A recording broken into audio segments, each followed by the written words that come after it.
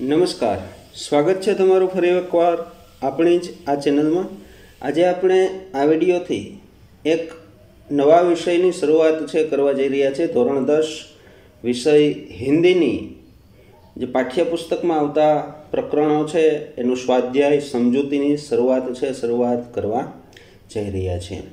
તો આ વિડીયોની અંદર આપણે જોશું આજે ધોરણ 10 વિષય હિન્દીનું કાવ્ય નંબર 1 પ્રભુજી તુમ ચંદન હમ પાની કે જેના કવિ છે રૈદાસ અને સાહિત્ય પ્રકાર છે પ્રાર્થના ગીત।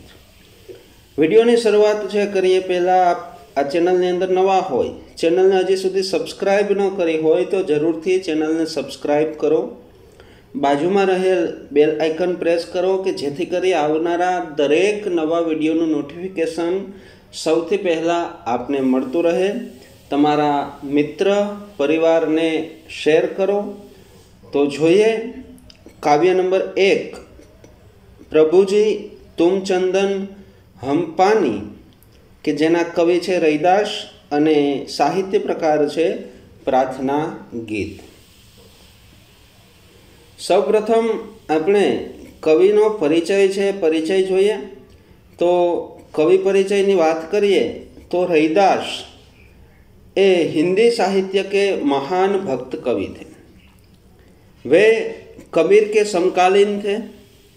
रैदास को रविदास के नाम से भी जाना जाता है। वे रामानंद जी के शिष्य थे।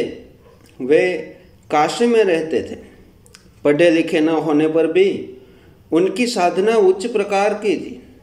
उनके पदों में अनन्य भक्ति भावना दिखाई देती है। बोलचाल की सहज सरल भाषा में 200 से अधिक पदों की रचना की है। यहाँ संकलित पद में रैदास ने भगवान के प्रति अपनी अटूट संबंध की पुष्टि की है।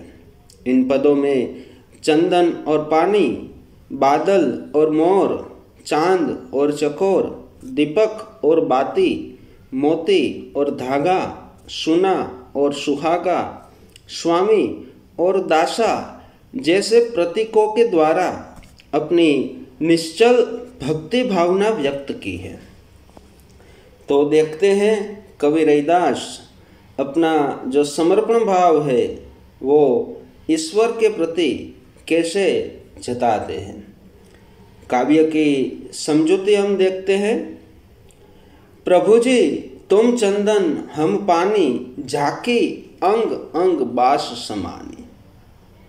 कवि रैदास ने पहली पंक्ति में प्रभु जी के साथ अपना जो समर्पण भाव है वो समर्पण भाव को बताते हुए बोला है कि हे प्रभु जी, तुम्हारे साथ मेरा समर्पण भाव चंदन और पानी के जैसा है।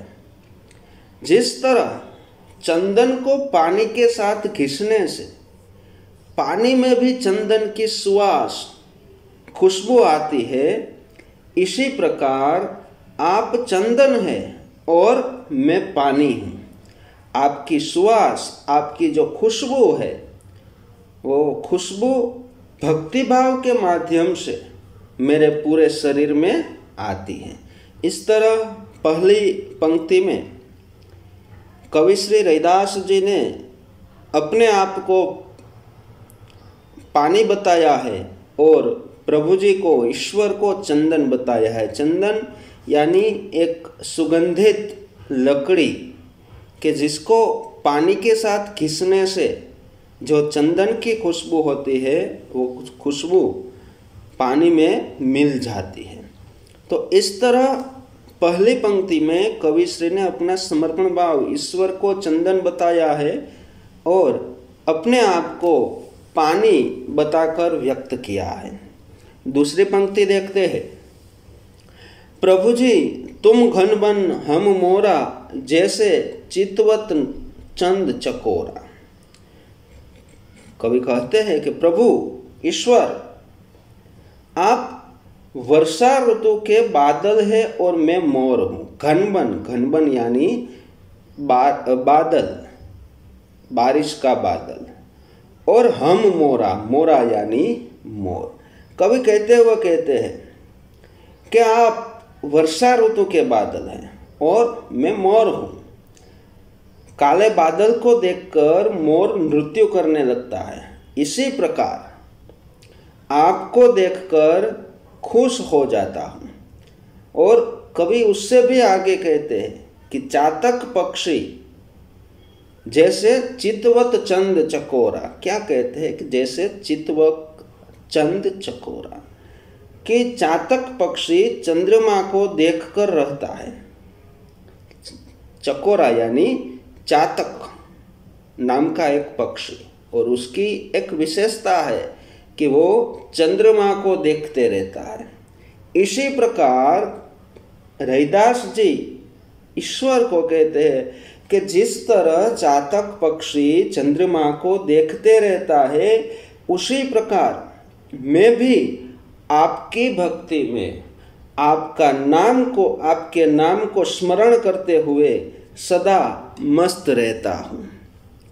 इस तरह कवि अपने आप को चकोरा बताते हैं, मोर बताते हैं, ईश्वर को वर्षा के काले बादल बताते हैं और अपना जो समर्पण भाव है वो ईश्वर के प्रति व्यक्त करते हैं। आगे देखते हैं, प्रभु जी तुम दीपक हम बाती, झाकी ज्योति बरे दिन राती।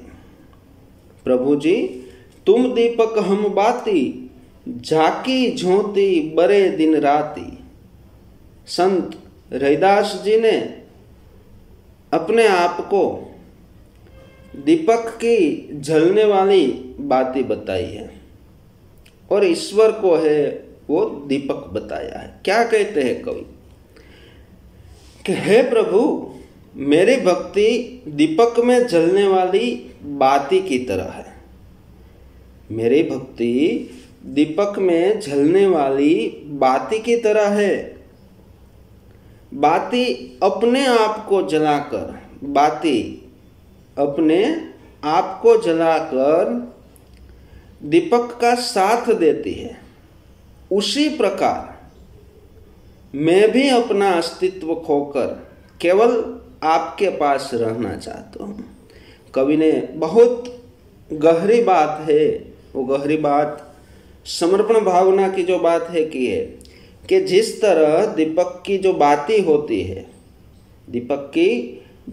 होती है वो अपने आप को जलाकर दीपक का साथ देती है। उसी तरह कवि की जो मन की इच्छा है वो भी ऐसी है कि वो अपना अस्तित्व जो है वो अपना अस्तित्व खोकर अपना सब कुछ गंवा कर भी ईश्वर के पास है वो रहना चाहते हैं। आगे कवि कहते हैं कि प्रभु जी तुम मोती हम धागा, जैसे सो नहीं मिलत सुहागा। प्रभु जी तुम मोती और मैं धागा। प्रभु जी को संत रैदास जी मोती कहते हैं और अपने आप को धागा बोलते हैं और कहना चाहते हैं कि हे प्रभु आप मेरे लिए सुंदर और चमकदार मोती के समान हैं और मैं अपने आप को धागा मानता हूँ। धागा और मोती के मिलन से ही माला बनती है। किसी भी माला बनानी हो तो सिर्फ मोती से माला नहीं बनती, लेकिन उसको मोतियों को जोड़ने के लिए धागे की जरूरत होती है। तो इस प्रकार धागा और मोती के मिलन से ही माला बनती है। दोनों एक दूसरे के पास रहते हैं। इसी प्रकार वह भी यानी कि संत रैदास जी भी भगवान के पास रहना चाहते हैं कि जिस तरह मोती के साथ धागा रहता है, दोनों पास पास में रहते हैं, उसी तरह कवि रैदास जी पण अपने ईश्वर के पास रहना चाहते हैं। वे ईश्वर से अपना जो जुड़ाव है वो जुड़ाव को सोने और सुहागे के मेल की संज्ञा देते हैं। सोन ही मिलत सुहागा, कि जैसे सोना होता है। और सुहागा यानी एक क्षार द्रव्य है जो सोने के गलाने के काम आता है। तो वो अपने आप को ईश्वर के साथ जोड़ने के लिए सोने और सुहागे की मेल की संज्ञा जो है वो संज्ञा देते हैं। आगे कहते हैं, प्रभु जी तुम स्वामी हम दासा, ऐसी भक्ति करे रही दासा। प्रभु जी तुम स्वामी और हम दासा, ऐसी भक्ति करे रही दासा। तो इसमें कवि जो है वो कहते हैं कि हे ईश्वर, हे प्रभु, आप मेरे मालिक हो, आप मेरे मालिक हो और मैं आपका सेवक हूँ। जो कवि है वो कवि दासत्व भाव जो है वो भाव की बात कर रहे हैं। वो ईश्वर को अपना मालिक कहते हैं कि आप मेरे मालिक हैं, आप मेरे सब कुछ है और मैं आपके चरणों का निज दास हूँ। मेरी भक्ति स्वामी और सेवक के भाव की है, यानी कि जो आप मेरे स्वामी है और मैं आपका सेवक हूँ, मेरी भक्ति वो स्वामी और सेवक के भाव की है कि आपकी जो आज्ञा, आपका जो उपदेश, वो ही मेरे लिए सब कुछ है। तो इस तरह कवि ने इस काव्य में अपने ईश्वर के प्रति जो समर्पण भाव और निश्चल भक्ति भावना है वो व्यक्त की है। यहाँ पर काव्य की समझूती हमने देखी। अब हम आगे इस पद्य में आने वाले जो प्रश्नोत्तर हैं उनकी चर्चा अब करते हैं। तो सबसे पहले स्वाध्याय के अंदर आने वाले जो शब्दार्थ है वो शब्दार्थ हम देखते हैं। झांकी यानी जिसकी, अंग अंग यानी कि शरीर के सभी अंग, बस यानी कि बू, गंध, खुशबू, समानी यानी व्याप्त हो जाना, धन यानी बादल, मोरा यानी मोर, चितवन यानी कि देखना, बाती यानी दीपकती बत्ती, बरे यानी झलना, सोनही यानी सोने में, सुहागा यानी कि क्षार द्रव्य कि जो सोने को गलाने के काम आता है, करे यानी करता है। उसके बाद स्वाध्याय के जो प्रश्नोत्तर है देखते हैं। निम्नलिखित प्रश्नों के नीचे दिए गए विकल्पों में से सही विकल्प चुनकर उत्तर लिखिए। पहला है, चकोर पक्षी किसे देखता है? तो 4 ऑप्शन है, उसमें से हमें सही विकल्प चुनना है। चंद्रमा को, बादल को, सूरज को या स्वाति को। तो इनका सही जो उत्तर है वो आएगा चंद्रमा को। आगे देखते हैं, भक्त धागा है तो प्रभु क्या है? जिनका उत्तर भक्त धागा है तो प्रभु क्या है? मणि, सोना, चांदी या मोती। उत्तर आएगा मोती। आगे, रैदास प्रभु को स्वामी मानकर खुद को क्या मानते हैं? जिनका उत्तर हम देखेंगे, बंधु, मित्र, दास या पत्नी। तो सही उत्तर आएगा दास। इसके बाद, रैदास भगवान के कैसे भक्त हैं? तो उसका उत्तर आएगा एकनिष्ठ, यानी कि रैदास भगवान के एकनिष्ठ भक्त है। प्रभु जी स्वामी है तो भक्त क्या है? उसका उत्तर आएगा दास, कि प्रभु जी स्वामी है तो भक्त दास है। सही विकल्प चुनकर रिक्त स्थानों की पूर्ति कीजिए, यानी कि दिए गए रिक्त स्थानों में सही उत्तर से उनकी हमें पूर्ति करनी है। देखते हैं, प्रभु मोती है तो भक्त दास है, धागा है। रैदास प्रभु को स्वामी मानकर खुद को दास मानते हैं। प्रभु चंदन है तो भक्त पानी है। प्रभु बादल है तो भक्त मोर है। मिलता है तब सोने का महत्व बढ़ जाता है, यानी कि रिक्त स्थान में हमें जो उत्तर है लिखना है तो लिखेंगे सुहागा मिलता है तब सोने का महत्व बढ़ जाता है। इसके बाद निम्नलिखित प्रश्नों के उत्तर एक एक वाक्य में लिखिए। पहला है, प्रभु चंदन है तो भक्त क्या है, जिनका उत्तर होगा प्रभु चंदन है तो भक्त पानी है। भक्त बाती बनकर क्या चाहता है, उत्तर देखेंगे भक्त बाती बनकर दिन रात जलना चाहता है। सोने का महत्व कब बढ़ जाता है, सोने में जब सुहागा मिलता है तब महत्व बढ़ता है। आगे, मोती और धागा किस भाव का प्रतीक है, उत्तर देखते हैं तो मोती और धागा एकाकार भाव का प्रतीक है। कवि की भक्ति किसके जैसी है, तो कवि की भक्ति स्वामी और दास के जैसी है। निम्नलिखित प्रश्नों के उत्तर 2-3 वाक्यों में लिखिए।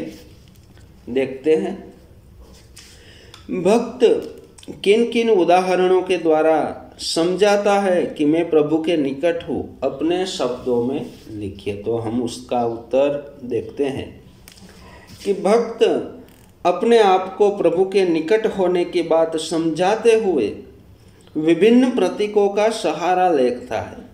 इन उदाहरणों में चंदन, पानी, घन मोर, दीपक बाती, मोती धागा तथा स्वामी दासा का समावेश होता है।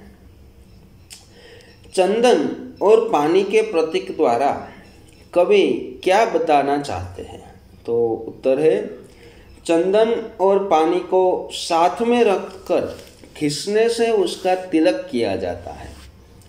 उसमें दोनों एक रूप हो जाते हैं, उसको अलग नहीं किया जा सकता।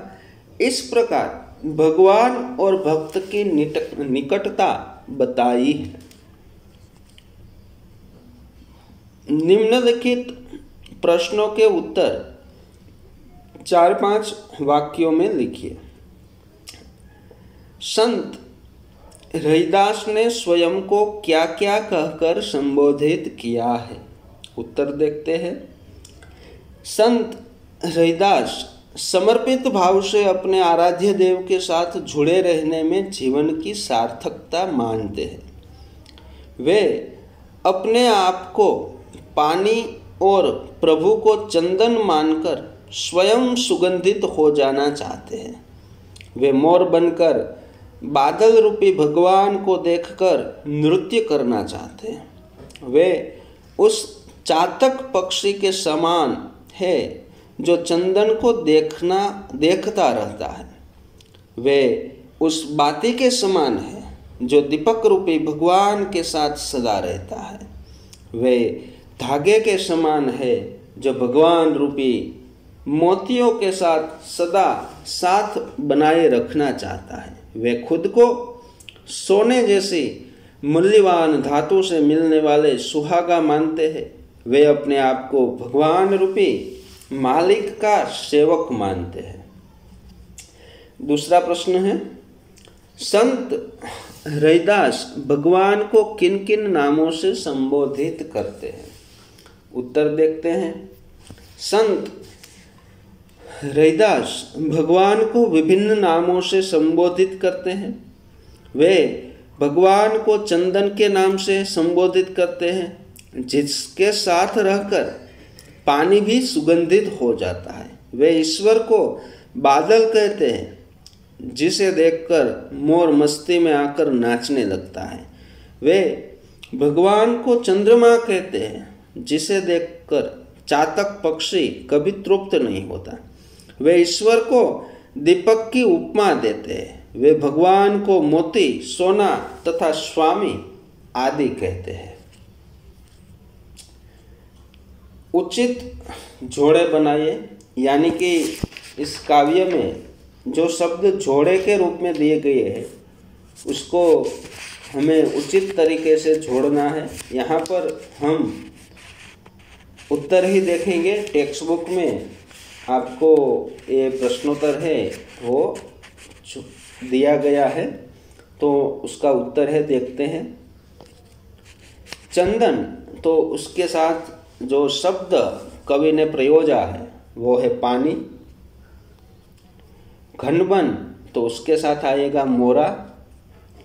भक्त, उनके साथ आएगा रैदासा। दीपक, उनके साथ जोड़ बनेगी बाती। और सोना, उनके साथ आएगा सुहागा। अब व्याकरण आधारित जो प्रश्नोत्तर है वो प्रश्नोत्तर हम देखते हैं। पहला है, निम्नलिखित शब्द समूह के लिए एक एक शब्द लिखिए। सोने को गलाने के काम आने वाला एक द्रव्य, जिनके लिए एक शब्द होगा सुहागा। सुगंधित पीला पदार्थ, जिनके लिए एक शब्द होगा कस्तूरी। निम्नलिखित मुहावरे का अर्थ देकर वाक्य में प्रयोग कीजिए। उसमें एक ही मुहावरा इन काव्य में है, सोने में सुहागा होना, जिनका अर्थ होगा किसी बढ़िया वस्तु में और अधिक विशेषता होना। जिनका वाक्य प्रयोग देखते हैं कि हिरण की नाभि में कस्तूरी आने से सोने में सुहागा हो गया। आगे देखते हैं, निम्नलिखित शब्दों के विरोधार्थी यानी कि विरोधी शब्द लिखिए। तो देखते हैं, स्वामी, जिनका विरोधी दासा, अंधेरा, उजाला। मालिक यानी नौकर। आकाश, जिनका विरोधी पाताल। मित्र, शत्रु। चांद, सूर्य। निम्नलिखित शब्दों के पर्यायवाची शब्द लिखिए। देखें, अंग यानी अवयव। स्वामी यानी मालिक। बरे यानी झलना। बास यानी सुगंध। घन यानी बादल। आगे का प्रश्न है, निम्नलिखित शब्दों की भाववाचक संज्ञा लिखिए। तो देखते हैं,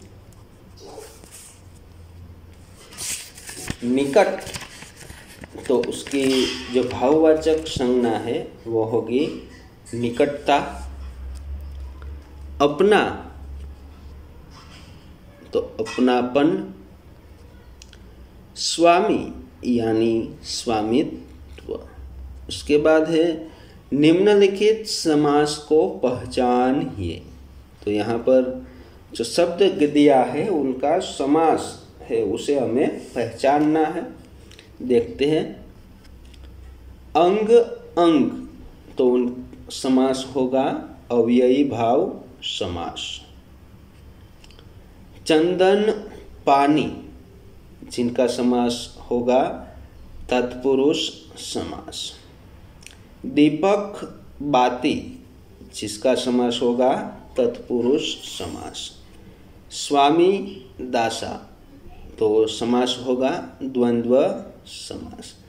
तो यहाँ पर हमने काव्य नंबर 1 प्रभु जी तुम चंदन हम पानी, जिनके कवि थे रैदास और साहित्य प्रकार था प्रार्थना गीत, काव्य की जो समझूती है वो समझ और उनके स्वाध्याय के जो प्रश्नोत्तर है, व्याकरण के जो प्रश्नोत्तर है, उनकी चर्चा हमने यहाँ पर की है। यदि आपको ये वीडियो पसंद आया हो तो वीडियो को चौक्कस ज़रूर से लाइक करें, अपने दोस्तों को साथ शेयर करें और चैनल को अभी तक सब्सक्राइब नहीं किया है तो चैनल को ज़रूर सब्सक्राइब करें, पास में रहे बेल आइकन को भी प्रेस करें और अपने दोस्तों को शेयर करना ना भूलें। अस्तु, जय हिंद, धन्यवाद।